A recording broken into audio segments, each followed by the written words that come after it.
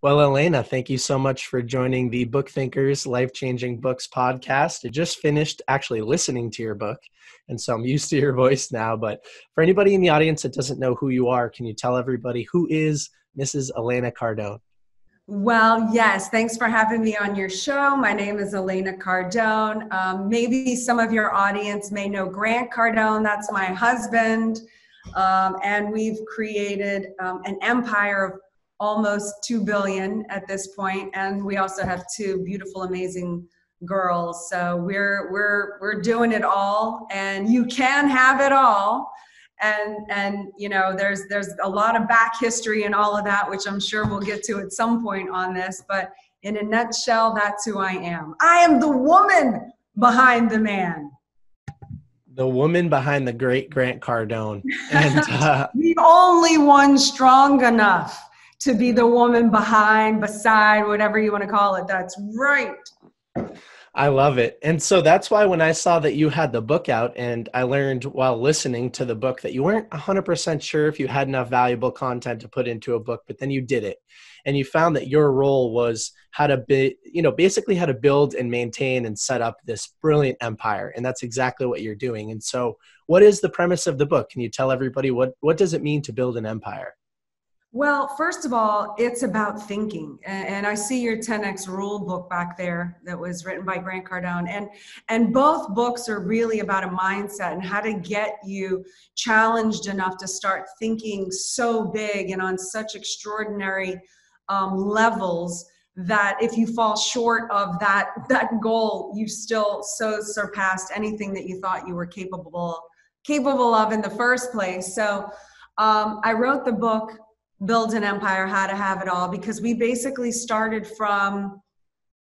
not from nothing, but in 2008, we were on the verge of losing it all. And we had a number of factors a barrage of blows delivered to us, not just economically of the impact of 2008, but it was at that point where our livelihood was completely threatened. And at that point is when I had the realization that we had been playing too small, allowing normal to think we were okay until, something major happened. And it was a real slap in the face to realize, all it took was and the house of cards fell down. So at that point, I realized I had to make some really hard decisions, and I was willing to trade in an acting career in order to trade up for this idea and this concept of an empire. And could we both happen to be from Louisiana, but could two Louisiana middle-class people who were never supposed to be in the class bracket or wealth bracket that we're in now, but could we achieve that? And so we did it by figuring some things out and breaking the system, and which I'm convinced is a conspiracy against us, but being able to break that mold. And so we vowed to ourselves back then, if we ever did figure this thing out, we were not going to close the curtains like people in our level, would you say? Tend to often do, which I completely understand why they do that. But we vowed that we weren't going to do that because we wanted to expose and be transparent, right or wrong. And I'm not perfect, and neither is he, and we've made mistakes, but we wanted you and all the people just like us who weren't supposed to ... We wanted to be that open for other people so that they could use us for the mistakes and for the rightnesses that we've done and be able to fast track their way to success, which is why I have a course, the Build an Empire course. I have the book. I really want to get the information that we have discovered into the hands of other people that are interested in really playing at higher levels and are interested in reaching heightened levels of success. That's what interests me in life. That's the game I play. That's the level I play on. And for anyone else interested in that band, then you should check out the book or the course. I'm excited because all of that is exactly why I have this podcast. I'm somebody who comes right from the middle class, who has big dreams and aspirations. And I love consuming books because books are the opening of the curtain for the people that have made it. And for every good book written by somebody who's made it, there are dozens of books that weren't written because the curtain is closed. And so when you define your purpose, and this is what I love about you, when you define your purpose, you need to put ego aside sometimes and be vulnerable and transparent and share some of the bad stuff. So one of the questions I had for you was, why is it important to put your ego aside, and why is it important to share some of the most vulnerable and intimate things about your journey for other people to get exposed to? Well, I think it's important to be real and transparent. And I don't want, look, personally, I believe in magic. I believe in rainbows and unicorns, but I don't live in a fairy tale. And you're never going to catch me pretending that I live in this perfectly happy, balanced, whatever the world is trying to pitch everybody they're supposed to have. If that's what you want, go find some other, body that's got that figured out. I don't. I have real life. I have making it work. I have become successful with somebody else based on being real. And making it happen. And there is no place for an ego in that. Like, if you want to achieve success, you have to be real, like real, and knock off thinking that you're in a freaking fairy tale. And that means like really looking at who you are. What are your strengths? What are your weaknesses? And working in a coordinated effort together to be beneficial to both. So, I'm as much as I want to be equal to my husband in business, even though we're equal in marriage, like what planet would I be from if I said we're equal in business? I mean, there's not many men, women, doesn't matter who, that can equal Grant in business. The guy is beyond a professional. He's a master. Like, for me to try to go compete with him in business would be like a white belt. I'd have to take years to become a triple, quadruple black belt or whatever the heck he is. So why would I do that when I have him? Like, let him do that and make all of, those executive decisions with business, because that's what he's good at, whether I like it or not, male, female, whatever, it doesn't matter. But in the beginning of our relationship, I wasn't thinking like that. It took 2008. It took a real blow to get me to really look and see honestly what the real deal was. But because prior to that, I had been raised and ingrained with, I have to be the strong, independent woman. Before Grant, I had always supported the guys, the loser guys that I dated. Like, nobody was taking care of me, nothing. I don't need nobody. And so now I find myself in a marriage, and for the first 4 years, I'm vying for this, power woman position. We ended up sort of fighting each other for the first 4 years, vying for, And what happened was, I would build in my thing all day long. He would build in his thing all day. We'd come home and try to kind of tear it apart. We could never hit that level together. And it wasn't until, I really looked at like what I could do, what my assets were, what I could contribute, how I could really, make this thing work in my way that he lacks. And that's the moment from 2008 forward where all of the sudden that one little thing, it wasn't a freaking mountain. It was a tweak like this, teak. And it was that one little thing that was the one thing that just skyrocketed us to the success that we have today. There are so many different things that I want to touch on that you just said, but I think the underlying message, you have a great metaphor in the book where you say a Clydesdale by itself can pull 8,000 pounds. But when you put two Clydesdales next to each other and they pull in tandem, they can pull 24,000 pounds. So it's really a 1 + 1 = 3 scenario. You say 1 + 1 = 10x. Wait, you know what? Since I wrote that book, I went deeper into the research of the Clydesdale. Are you ready for the next level? Yes, I'd love to hear it. Okay, so you said two can pull 24,000 pounds. Guess how much those same two horses that have been trained to work in a collaborated, coordinated effort together, those same two horses, after they've been trained, can pull 32,000 Wow. pounds.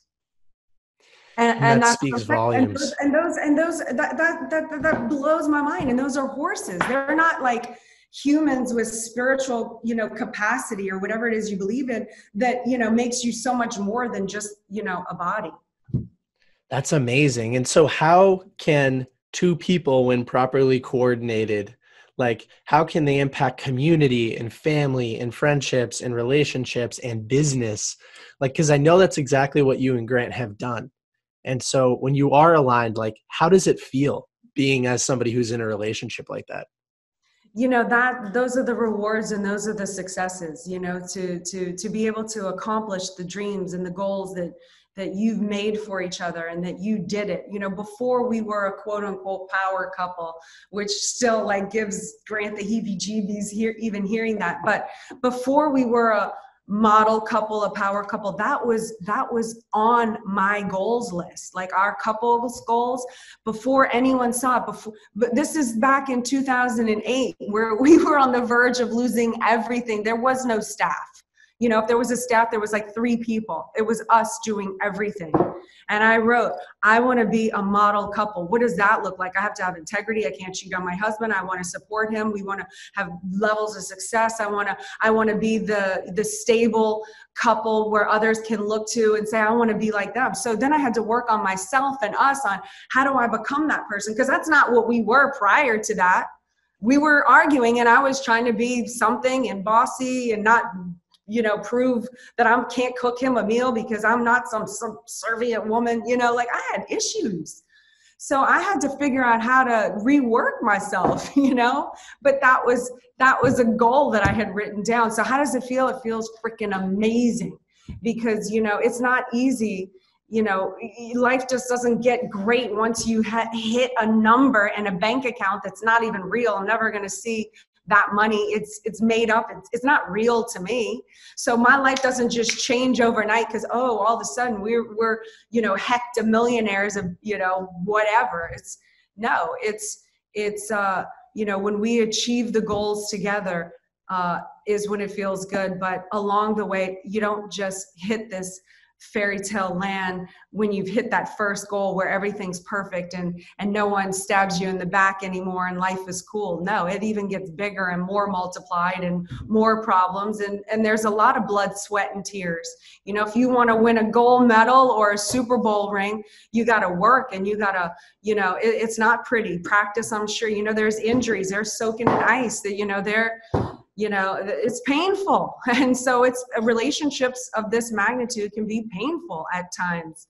But, when you hit and you get that trophy and that you win that Super Bowl ring and other people in your world are having success and they're winning, it makes it all worth it. And it gives me the motivation to continue to be transparent.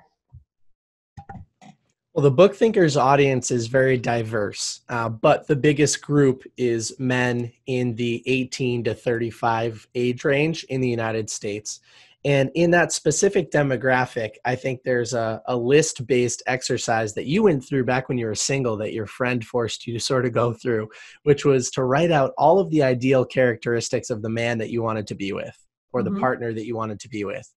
And then the interesting second half of that is that then you went back and said, well, what are the ideal characteristics of the woman that man wants to be with? And so that's a very valuable thing for the younger people to experience. If we want that feeling that you just described, which is amazing, it's a beautiful, fulfilling lifestyle. Can you touch on why that was so important to you and sort of give it more structure? Like, what does it look like and what kind of actions did it cause you to go through back when you were single? Yeah. Okay. So like you said, I wrote the list. I wrote over 100 things on the list. I still have the list. And I was in this like ladies group at the time that made me do it. And back then I was in my 20s. Okay. I worked on cars and shot shotguns. I hung out with nothing but guys. I kind of rolled my eyes. And I did write from his point of view. After I wrote the list, I thought, wow, if this guy really did exist, I could be with one person for the rest of my life. Now, I know I'm not supposed to say that because I'm a woman, but I never wanted to be married, and I never wanted kids. I thought I was just going to be an actress my whole life, and I didn't need a man. Okay, I didn't need nobody. So, but the epiphany was, well, if that guy really did exist, that would be amazing, but clearly that guy does not exist. But if he did, who would his woman look like? And then I wrote a list, because if I was going to get that guy, he would want a serious woman who wanted to be married, who wanted to have kids, who wanted to make him feel loved, not needed, who wasn't going to go out to the clubs drinking all the time and didn't excessive drink alcohol. And, but I put, all those characteristics of what I thought he would want: takes care of herself, the this, the that. I wrote this whole entire list.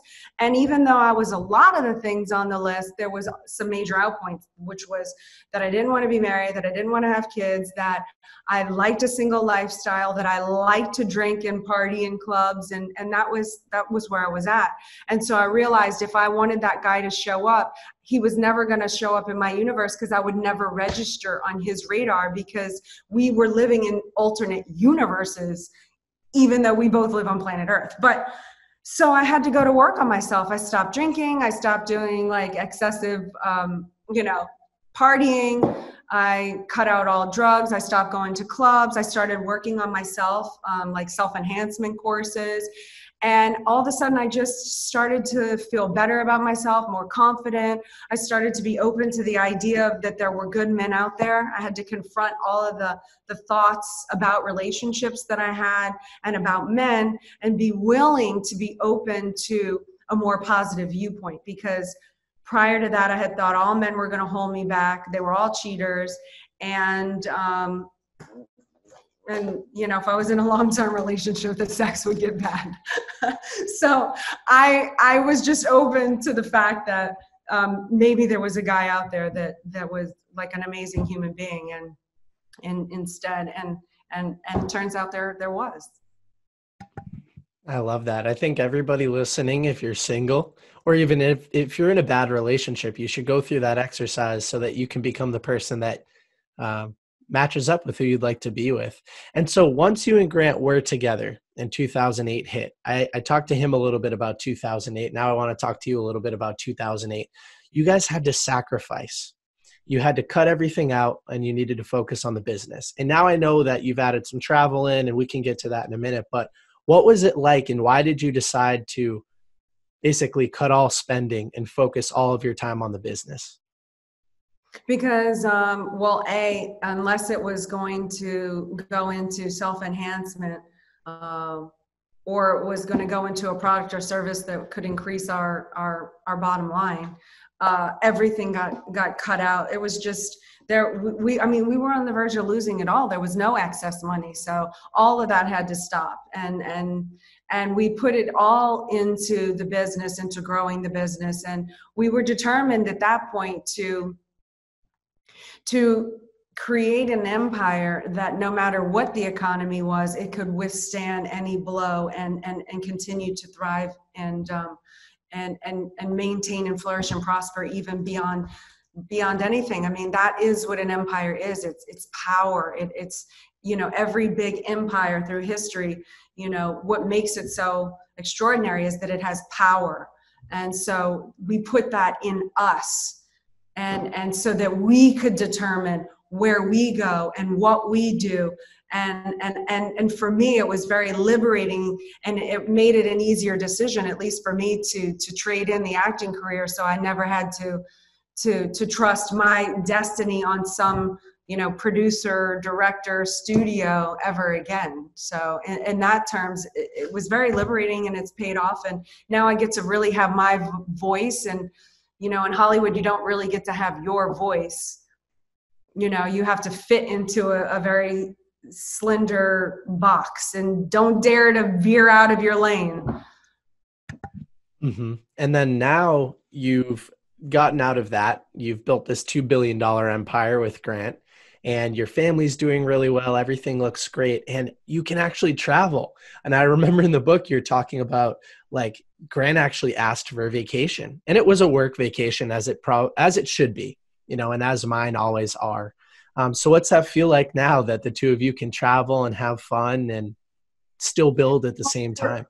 For me, it's a dream into reality because, as I also said in the book, there's this game that I had him play called the Lotto game. And every time we would play the Lotto game, the number one thing I say is we go on a global world tour. I would take, if I won the Lotto, what would you do? And I'd say, I would take 2 million or whatever I thought was an extraordinary amount of money, which it is. But I said, I would take 2 million off the top and we would go on a global world tour. And I said it over and over and over and over again. And it just seemed so unreal at the time. And at that time, I wasn't even thinking with us having our own plane. And if I did, it was totally an imagination land.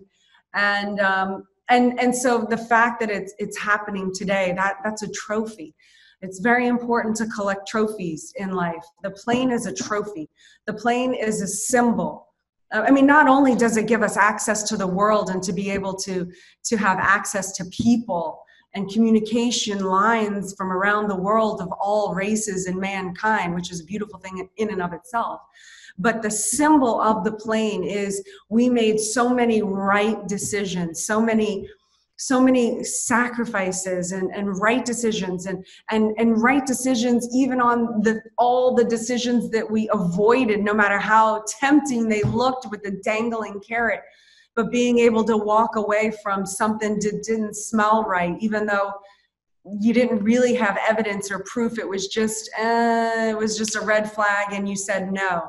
And who knows, people can't graph that statistic. They can only graph your right decisions and what you've done right. But I wonder how many lawsuits did we avoid? How many blah, blah, blah, whatever, stealing, thieves. I mean, whatever you can imagine that's out there.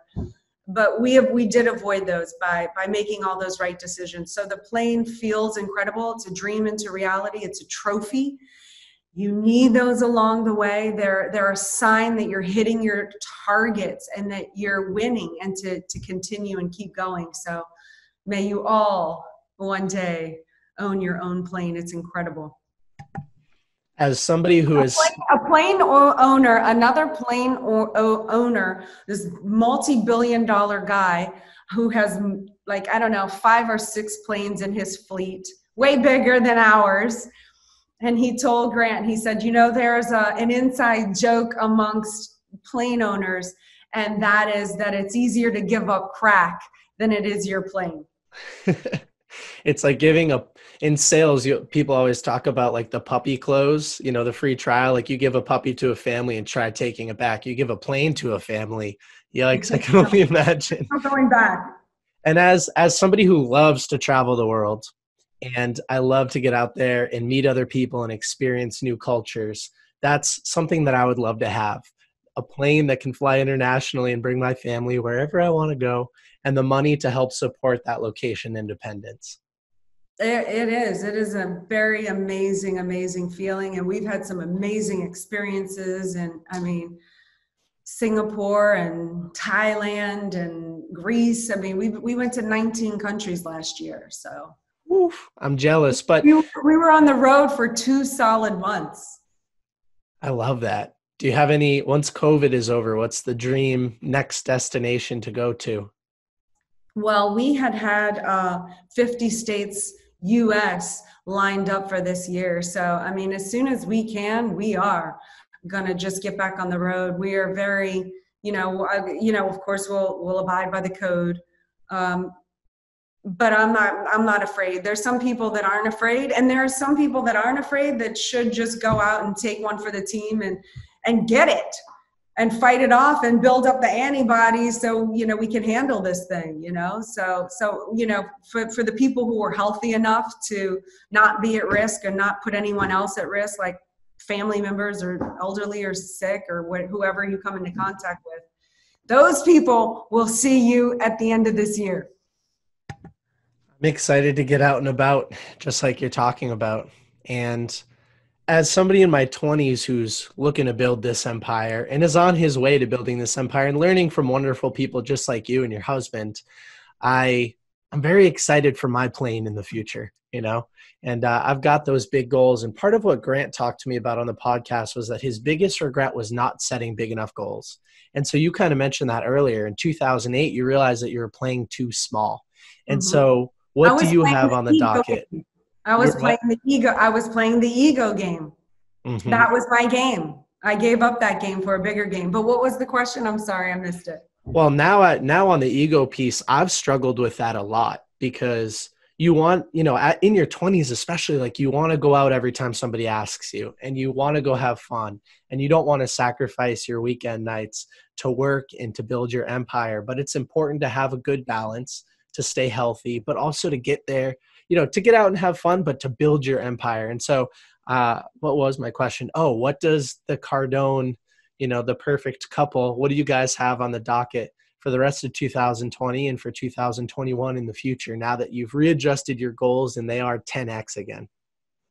Like, what are we going to do in the future? Yeah. I know when Grant was on, he said 10 billion in real estate. Yeah. That's the next target. 10. That's exactly what I was going to say.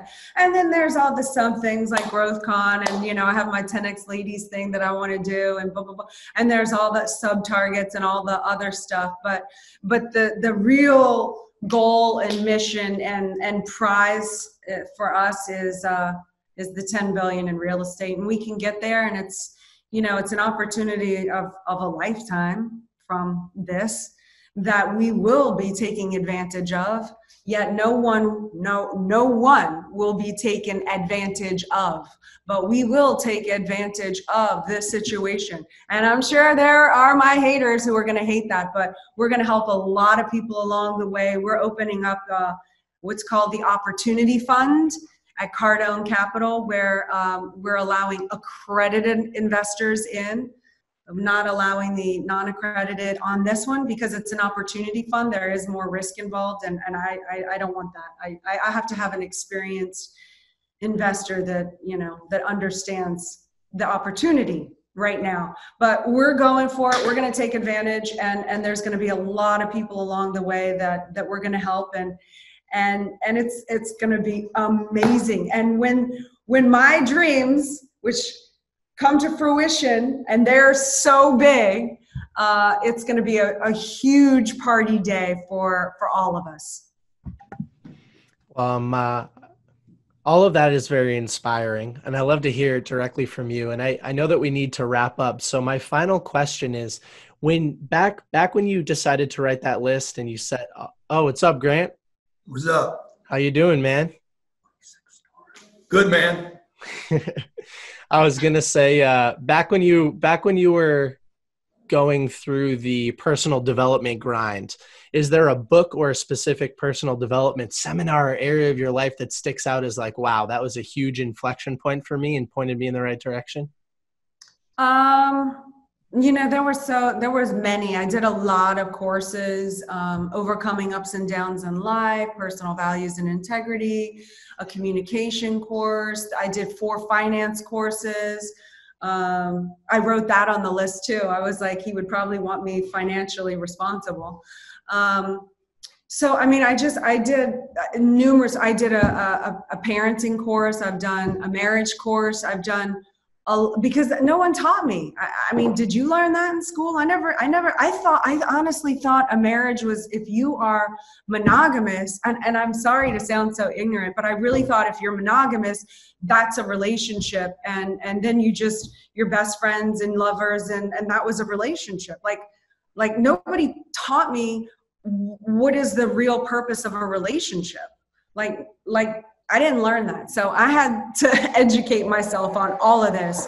And now, of course, I realize that, yes, of course, monogamy is crucial in a committed relationship, but it's also about being 100% for not only yourself, but for your partner in a coordinated effort to hit that heightened level of success. Like, that's the reason to be in a relationship. I can get so far on my own. I can do that. I did that.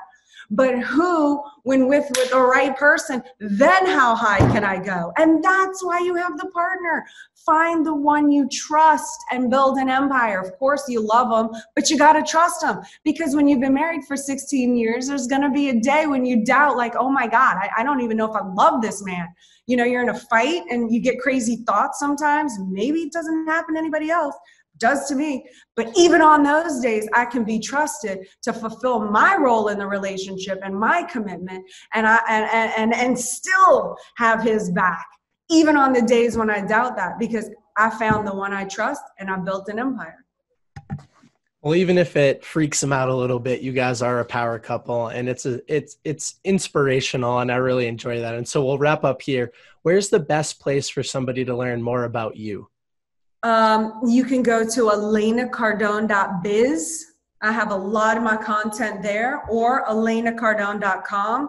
If any of your guy listeners are out there right now, I wrote an instruction manual that is specifically geared for awesome men who want awesome women and to be in a very powerful relationship because they're interested in that band I'm talking about, heightened levels of success. Imagine who you could be if you had the right partner fueling your fire at 100%. Imagine if you were occupying, if you were running on 200%, who would you be? And if you're interested in that, girl, and finding out how to have that relationship, go to empiremensbook.com, empiremensbook.com.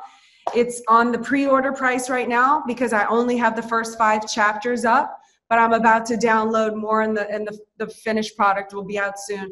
It was really written for my love and respect for all the awesome guys out there. Beautiful. We'll end it there. Thank you so much for coming on the show today. Absolutely. Thank you. All right, I'll cut it there. Again, offline, thank you. I really appreciate it. You guys have both been awesome to me. Oh, thank you. You're awesome. Yeah, and go kill it out there, okay? If you ever need anything, or you ever want to run something by me, or you have a question or anything, reach out. We really are here to help you. Awesome. Well, have a great rest of your day. Okay, and keep one thing in mind, okay? Yeah. You're 20. I was 20. I was hitting the bars. I know it's fun. I know it's tempting. But you make a decision what's more important for you. Maybe it is the bars. Maybe you do need that balance. But where do you want to be, and when do you want to have that plane? And when is a timeline that you think is real? And is it 10 years? Is it 5 years? Is it 15 years? Okay, and just know that with every decision that you're either creating or destroying your empire. So you can reach it ahead of that target, or you can make certain mistakes that are going to make you go beyond that target. Yeah, that was a question. You got to make a choice. And let me tell you, life doesn't not get fun when you're, in your 40s. You're not like some old person, My life is easier and happier today at the age I am now than the age I was at 20. And you can enjoy life even more when you've earned it and you have real friends around you that support you, that really want to see you do well. And when you're having champagne jumping off of the top deck of a yacht, when you're 40, it feels fucking amazing. So keep that in mind. It's never too late to party. That's the kind of energy that I need. And that's the support and the message that I want to hear. So I'm going to listen to that back all the time because you said it directly to me. So I need that, and it doesn't come from external. I think I just need that little bit of a check, like a little bit of a nudge in the right direction. I'm working like a dog. I'm working 15 hours a day a lot of the time, but I need to stay on that final goal, which is I want to jump off my yacht and drink champagne all day in my 40s. And I know it's possible. You can rent a yacht. You can rent a yacht. That's a liability. Okay. I'm not renting one. Or you can just have the friends that have a yacht and you keep the plane. That's a smart decision. I love it. Okay. All right. Take care. Have a good one. See you. You too. All right. Bye.